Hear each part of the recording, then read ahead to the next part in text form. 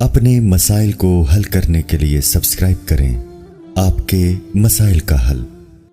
مردانہ کمزوری کی بنا پر طلاق لینا، اگر مرد میں کوئی ظاہری یا مردانہ کمزوری ہو تو کیا عورت اس سے طلاق کا مطالبہ کر سکتی ہے؟ رضوان الہی۔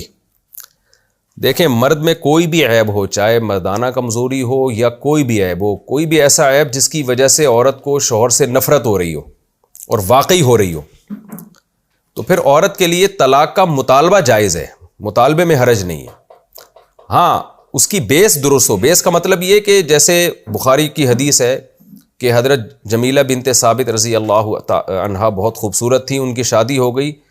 ان کے شوہر شکل کے بالکل بھی ان کے لحاظ سے بالکل بھی اچھے نہیں تھے، تو انہوں نے دیکھا نہیں تھا، شادی کے بعد بہت زیادہ پریشان ہوئی، نبی کی خدمت میں آ کے عرض کیا کہ میں نہیں رہ سکتی ان کے ساتھ، مجھے اپنے شوہر سے بالکل محبت نہیں ہے۔ تو آپ صلی اللہ علیہ وسلم نے ان کے شوہر کو مشورہ دیا کہ ان کو طلاق دے دو۔ تو اس سے پتہ چلتا ہے اگر واقعی شوہر میں کوئی بھی عیب ہے جس کی وجہ سے عورت کو اس سے نفرت ہو رہی ہے اور واقعی عیب ہے، عیب میں یہ بات بھی داخل ہے کوئی جسمانی عیب ہو یا کوئی سیکچول کوئی ویک ہے، کوئی کمزور ہے، عورت کی ڈیزائرز پوری نہیں کر رہا، تو یہ بھی عیب میں ہی داخل ہے، تو طلاق کا عورت کو مطالبے کا حق ہے، لیکن صرف مطالبے کی حد تک حق ہے۔ اتنا نہیں ہے کہ عورت شوہر اگر طلاق نہ دے تو خود سے وہ اپنے اوپر طلاق واقع کر لے یا کورٹ سے جا کے طلاق لے لے، یہ نہیں ہے۔ تو شوہر اگر دے دے تو ٹھیک ہے، نہیں دے تو پھر اسی کے ساتھ نباہ کرے، پھر اسی سے محبت کرنے کی کوشش کرے۔ تو حضرت ثابت انصاری رضی اللہ تعالی عنہ نے دے دی تھی تو حضرت جمیلہ کو طلاق ہو گئی، نہ دیتے تو نہیں ہوتی۔ تو مطالبہ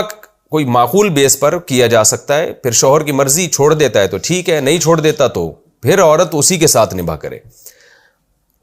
کورٹ سے طلاق کا حق اس وقت ہوگا جب کوئی بہت ہی معقول ریزن ہوگی، تو اس کی وہ ریزن کیا ہے وہ کئی بار میں بیان کر چکا ہوں۔ اس کے بغیر صرف جو چھوٹی چھوٹی باتوں پر آج کل طلاقوں کا مطالبہ کیا جا رہا ہے وہ ٹھیک نہیں ہے۔ باقی کمزوری ایک الگ چیز ہے، اگر کوئی مرد بالکل ہی نامرد ہے، یعنی وہ شادی سے لے کے اب تک 1 سال گزر گیا، 6 مہینے گزر گئے، ایک بار بھی ہم بستری کر ہی نہیں سکا ہے،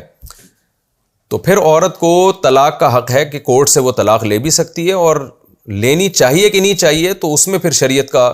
کہ ترغیبی حکم یہی ہے کہ لے لینی چاہیے۔ اس کی وجہ یہ ہے کہ نکاح کا جو بنیادی مقصد ہے اسلام نے جو بیان کیا وہ اولاد ہے، توالد و تناسل۔ تو نبی صلی اللہ علیہ وسلم نے صحابی کو ایسی عورت سے بھی منع کیا، نکاح سے منع کیا جن کی اولاد نہیں ہو سکتی تھی، تو یہی حکم عورت کے لیے بھی ہے کہ جس مرد کے اولاد نہ ہو سکتی ہو تو بہتر یہی ہے کہ اس سے طلاق لے لی جائے، لیکن یہ کوئی واجب حکم نہیں ہے۔ اگر عورت کو اپنے شوہر سے محبت ہے اور نہیں لینا چاہتی طلاق تو بھی رہ سکتی ہے وہ، اور لیکن اگر مردانہ لحاظ سے شوہر میں بالکل بھی قوت نہیں ہے، وہ کر ہی نہیں سکتا، تو پھر مستحب بھی ہے کہ وہ طلاق لے لے، بہتر یہی ہے کہ وہ طلاق لے۔ وجہ اس کی یہ ہے کہ عورت کو پھر بعد میں فتنوں میں پڑنے کا اندیشہ ہے، یہ ممکن ہے کہ کل اس کی ڈیزائرز بڑھتی چلی جائیں اور وہ غیر مردوں سے ناجائز تعلقات قائم کرنا شروع کر دے، بلکہ مرد ہی کو چاہیے کہ ایسے صورت میں خود سے اس عورت کو چھوڑ دے تاکہ اس کی زندگی تباہ نہ ہو۔ ایسے واقعات ہمارے سامنے آئے ہیں کہ مرد بالکل نامرد تھا، عورت نے اس کے ساتھ وفا کی اور اپنی جوانی پوری برباد کر دی اس نے، لیکن اس کی وفا کا اس کو اچھا صلہ نہیں ملا، تو چند سالوں کے بعد مرد کو اپنی بیوی کے بارے میں شکوک و شبہات پیدا ہونا شروع ہو گئے، کہ